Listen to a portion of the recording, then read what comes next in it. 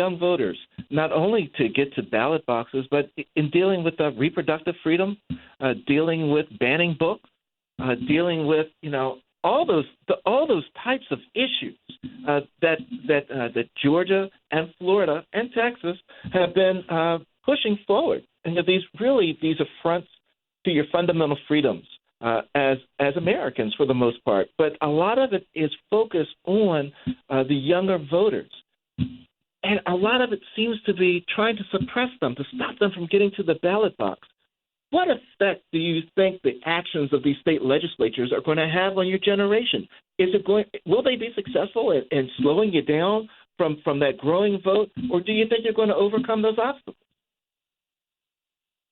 Well, one thing about our generation, one thing about us, one thing about our people in general is that we've always found ways to overcome. So I am 100% confident, not just in the power that we have, but just in the hearts of the individuals who know right is right and wrong is wrong, and holding those accountable. We've always stood up for what's right. Georgia and itself, with it being so similar to Florida, Georgia has always been a hotbed for those who put their foot down and say we're not going to take it. I could talk all day. Ralph David Abernathy, Dr. King, of course, and the entire King family. Our brother that spoke at the beginning talked about the sacrifices that the King family has made through the years and continuing to make, and we're seeing the fallout from the great works that they've done. And so one thing I am very confident in is that we are overcoming. It's just a matter of biding our time, strategizing, organizing, and making sure that we align with those who have the same interest. When I was the speaker just a few weeks ago for the MLK keynote here in Barnesville, I let everyone know I used the title "How to Run Like a King," having reference to Dr. King. And one of my points that I made was those who run marathons, usually they have a strategy in place, and they have either they run the marathon solo or they run the marathon with running partners or friends or something. And so I told them, in the selection of your running mates, make sure that their interests and their thoughts and their values are aligned with yours, because the worst thing you can do is run with somebody with ulterior motives. And so that's why it's so important, like this training that's coming up in Phoenix, and with me having the opportunity to have already taken this training, why it's so important for you as young people that are listening to this to apply. If you know anybody, please make sure that they're applying, because this is the prime example of gathering with those individuals that have like-minded interests. I thank God for the opportunity to have been as a team leader at two of these trainings, and having networked with students who serve and are making some real waves in this country. Kylie Rice at North Carolina A&T, I see her constantly working to ensure that polling places are available on A&T's campus.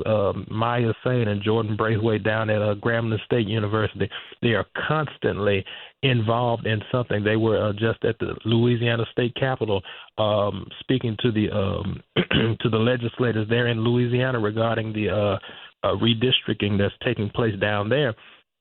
And there's so many others that I could name that are doing so much. And they are constantly in contact with us, and we're always bouncing ideas off of each other and just fellowshipping together. And it's allowing us to be stronger, and the Gen Z network to be built that much stronger. So 100%, and I'll say it again, I am 100% confident that we are going to overcome everything in Georgia, in Florida, in this entire United States that's pushing against what democracy and what the United States truly stands for. Well, and Barbara, I wanted to go back to you. Yeah, I know you wanted to talk about, and I wanted to do one correction, Barbara. I apologize. Cameron, and we were talking to Cameron, and he is the current National Youth Director for the Rainbow Push Coalition, so I want to be certain everybody knows that I did not demote him. He is still the National Youth Director for Rainbow Push Coalition. But, Barbara, I know you want to talk about No Vote, Don't Vote campaign that's out there and overcoming. Woo! Oh, it's evil, it's wicked, and it's unreal. I mean, you people, listen. you may think when you read something that it looks like it's from, a hip, young, African American or Latina, or Latina, you look at it and you think, hey, that person's making a point, that I shouldn't vote. And if I don't get this, no vote. And people get moved by it, and they don't realize they're responding to what, Daryl, that they're responding to bots. That a lot of this is what we were just talking about, artificial intelligence, that they're putting out, that people are paying good money to mislead Black youth, Latino youth, and Native American youth to suicide their votes, because that's what they're doing. When you don't vote, you might as well you're suiciding your vote. And your vote is your power. Who gives away power knowingly and willingly for no good reason? But that's what they're doing. They're trying to trick you, deceive you, make you think that this is the way to be the coolest, to be, lit, to be, whatever, that this is the way you do it. And it's just a lie. The most effective way to use your vote is the way the people in Louisiana did it, the way the people in Alabama did it. They are right now they're about to celebrate having two new congressional districts that are going to be predominantly African American. 2 new districts because the people fought. In Florida, one of the most underreported stories, Daryl, and you sent me this the other day, and I have been looking at it, is the story that in Florida, nobody's talking about it, but the voters just in a special election voted in a progressive who won a district that DeSantis, with his retrogressive self, had carried by 11 points. But he just won it. When we went to Florida, we said, stay woke, Florida. People said, why are you wasting your time in Florida? It's a red state. There are no such thing as blue and red states. What it is how do people vote? Do people register? Do they turn out? Are they encouraged to vote? Are they suppressed, in trying to vote? All of this is what is relevant. Don't let people tell you don't vote. Let me just tell you, there's no one in the world who has your best interest at heart who will tell you don't vote. And you're right. You're right on it, Barbara. You're 100% on it, because we know that Don't Vote, No Vote campaign is out there. We know that what Mollie and Cameron and Darian have been saying about particularly our young voters overcoming those odds, recognizing those evils, those pitfalls that are there, and going forward to put them down. To tell people it is important to get out there and vote. And Mollie, do you want to pick up on that? Yeah, for sure. Mollie, there you go. Yes, I'm here. Yeah. So you're just asking about young people and like getting out our vote. Yeah, it's about the no vote campaign. In Philly and other big cities in the U.S. right now, there's a purposeful, and you may not know about it, Mollie, there's a purposeful, deliberate campaign targeting young people, especially Black youth, telling them not to vote. That's the best thing they can do. And it's a real ugly, very well financed campaign targeting young folks, trying to get them not to vote. Yes, I've heard about that before, but I've not experienced that as someone who resides in Ohio and Illinois, luckily. But yeah, I think as you were saying earlier, like the AI influence of that as well is very scary, especially because there's no AI regulation right now. That's right. We only have one congressperson who actually has a higher education degree in artificial intelligence, and obviously that doesn't have enough influence to change AI policy on a national scale.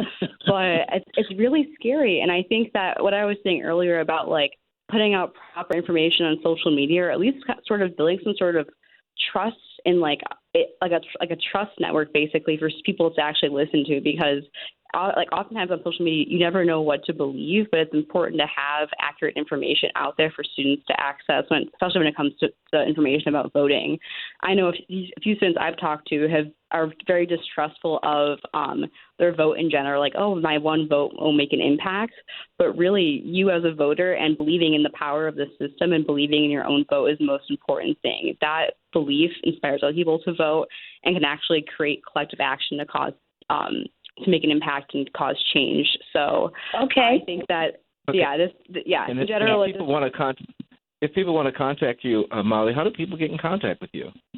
Yeah, as I said, I love organizing. So if you have any questions about activism or even need some help ideating some ideas to fight voter suppression, you can contact me through my email, mollieduffy@yahoo.com, or even feel free to follow me on LinkedIn, Mollie Duffy, MollieDuffy. Thank you so much for having me today. Sure. And the same question of you, Darian. How do people get in contact with you? You heard this young brother from Morehouse talk, and they want to talk to him. How do they reach you? Well, anybody that wants to reach me, all of my contact information is available on my social media platforms. On Facebook, it's just my name, Daryl Fambro. Instagram, my Instagram handle is ADTheCoolest. All of that information is in the bio where you can contact me. And my Twitter handle is ADFambro7. And so any of those platforms I can be easily accessed by that way. It was wonderful, and it's an honor to be here. Thank you. And Cameron, quickly, same question. Mm-hmm. Quickly, you can always get in contact with me at cam.b.8. That's C as in cat, A as in apple, M as in Molly, B as in boy, .8 at Instagram. You can also go to CameronBarnes.net, and you'll find all of my content and just different things and how you can get in touch with me. And you can always, of course, through Rainbow Push. Thank you. All right. And we appreciate all four of our guests, Carl Snowden, as well as our Gen Zs, with being with us today, Mollie Duffy, Cameron Barnes, and Daryl Fambro. Folks, tjcoalition.org. Go to tjcoalition.org. Get registered. Get in. If you're between the ages of 18 and 35, get in. Put that application in for our training coming up April the 1st through the 3rd in Phoenix, Arizona. Until next Tuesday, noon Eastern Standard Time, get off the sidewalks, get in the streets, get your vote on. Peace, everybody. Peace.